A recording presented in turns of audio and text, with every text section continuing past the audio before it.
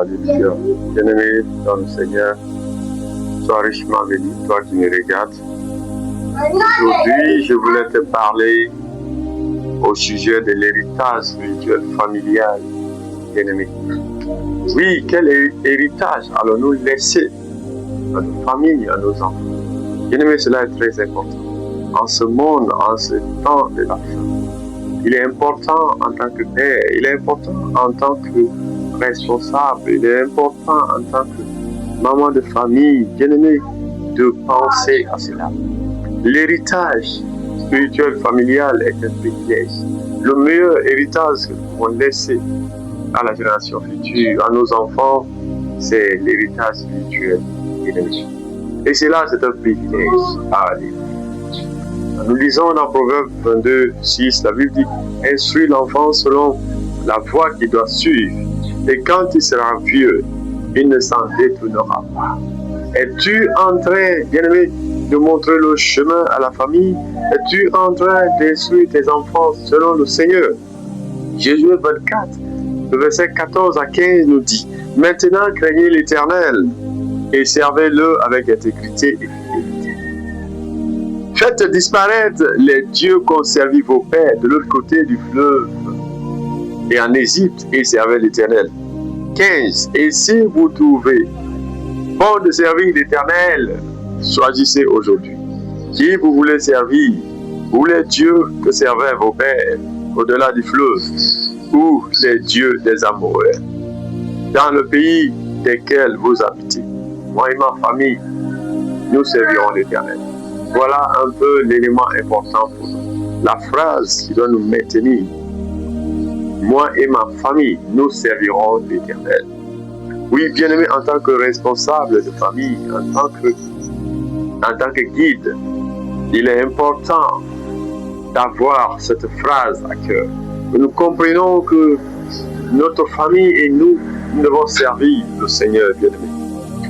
Ainsi donc, je te rappelle que l'Éternel, Dieu, est le Dieu des pères. Ainsi donc, les fils vivent les promesses de Dieu à leur père en héritage. Ainsi donc, l'héritage que nous devons laisser à nos pères, à nos enfants.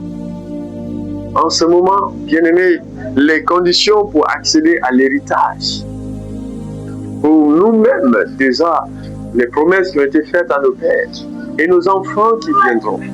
Il est important, la première condition pour nous, c'est de craindre et obéir à Dieu. Afin d'avoir la faveur de Dieu, bien-aimé, de rentrer dans la promesse, l'héritage que Dieu a promis à nos pères. Bien-aimé, il est important de craindre ce Dieu et de lui obéir, de marcher selon sa parole. La deuxième condition, le service de Dieu avec intégrité et fidélité. Nous devons servir Dieu, que nous sachons que nous sommes libérés pour servir Dieu. Nous sommes dans ce monde pour une mission bien déterminée. Oui, cette mission constitue d'adorer Dieu, de faire la volonté de Dieu. Tu peux juste réfléchir un peu, regarde autour de toi. Et quand la mort frappe à ta porte, bien-aimé, oui, la mission s'arrête sur cette terre. Oui, tu n'es plus utile à qui que ce soit, bien-aimé. Ainsi donc, nous sommes là pour servir Dieu. Accomplir un ministère auprès de nos frères et sœurs afin que le nom de Dieu soit glorifié pour l'avancement du royaume. La troisième condition, c'est le choix sincère et fidèle de Dieu comme Seigneur et Sauveur. Oui, bien-aimé, il faut, pour entrer dans l'héritage, les promesses, profiter des promesses que Dieu nous a faites. Nous devons choisir Dieu sincèrement et fidèlement comme notre Seigneur et Sauveur, bien-aimé. C'est seulement quand cela que nous devenons sa propriété et que lui-même, en ouvrant notre cœur à Dieu, qu'il prend place et qu'il contrôle et décide de notre destinée. Ainsi donc que sa promesse, que tout ce qu'il a prévu pour nous peut s'accomplir. Parce que lui-même il dit, voici je me tiens à la porte, je frappe, celui qui m'ouvre, je rentrerai.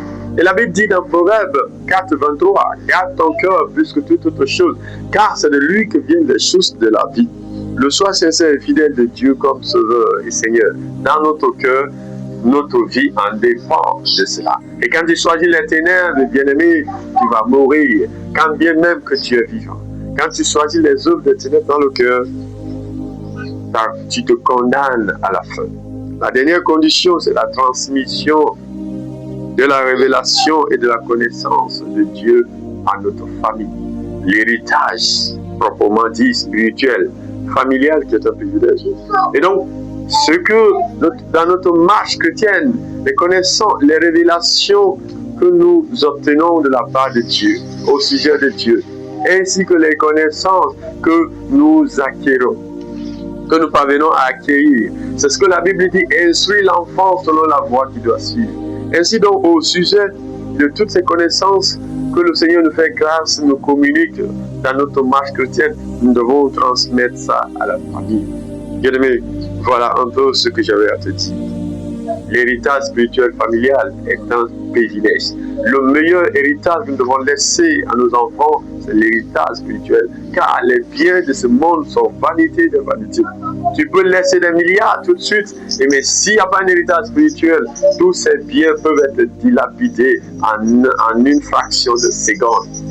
Tout ce que tu peux bâtir dans ce monde, après toi, ta famille, si tu ne laisses pas un héritage, ta famille peut se lever dans l'incrédulité, dans la cupidité, dans la haine et la jalousie pour détruire tout ce que tu as construit en une minute, bien-aimé.